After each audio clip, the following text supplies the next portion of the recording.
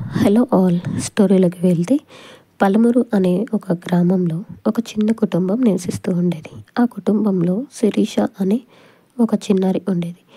ఆమె ఎంతో తెలివైనది, ఆసక్తికరమైనది, అన్వేషణలు చేయడానికి మక్కువ గల పిల్ల. శిరీషకు అడవులు, పక్షులు, చెట్లు అంటే చాలా ఇష్టం. ప్రతిరోజు సాయంత్రం ఆమె తన తాతయ్యతో కలిసి సమీపంలోని అడవిలోకి వెళ్ళి ప్రకృతిని ఆస్వాదిస్తూ ఉండేది.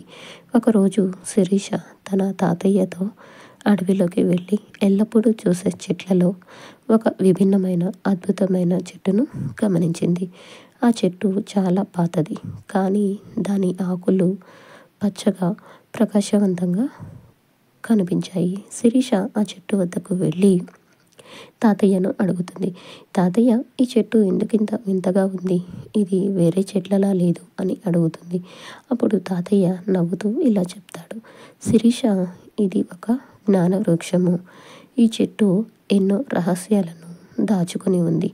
ఇది ఎవరికైనా సహాయపడుతుంది, కానీ దాని దగ్గరకు వచ్చేవాళ్ళు నిజాయితీతో ఉండాలి, అలాగే స్వచ్ఛమైన మనసుతో రావాలి అని చెప్తాడు. శిరీష ఆ మాటలు విని చాలా ఆశ్చర్యపోయింది.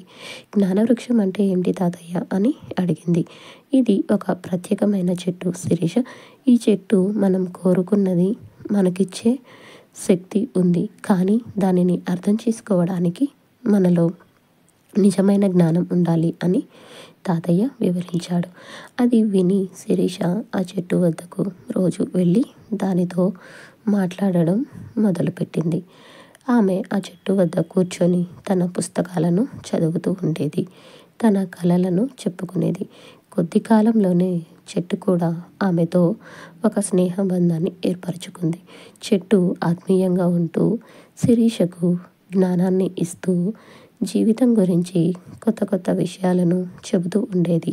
ఒకరోజు గ్రామంలో ఒక పెద్ద కష్ట సమయం వచ్చింది. సమీపంలో ఉన్న నది ఎండిపోయింది, పంటలు పొడిబారిపోయాయి. గ్రామస్తులు నీటికి నిస్సహాయంగా ఉన్నారు. శిరీష ఈ సమస్య గురించి చాలా బాధపడింది. తన స్నేహితుడు జ్ఞానవృక్షం దగ్గరకు వెళ్ళి తన సమస్యను తెలిపింది.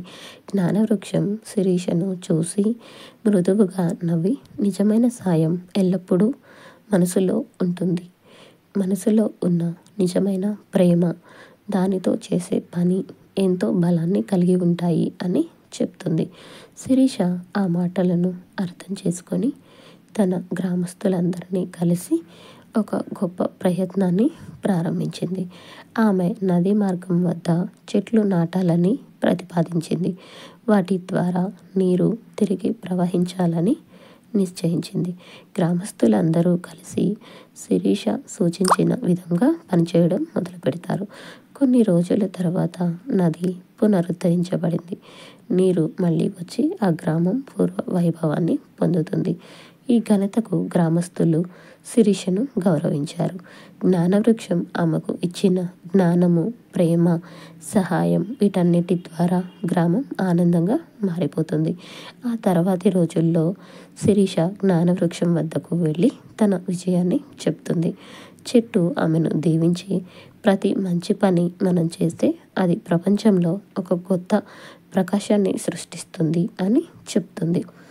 ఇదేనండి ఈరోజు షార్ట్ స్టోరీ. నచ్చితే లైక్ చేయండి, షేర్ చేయండి, సబ్స్క్రైబ్ చేసుకోండి. Thank you all.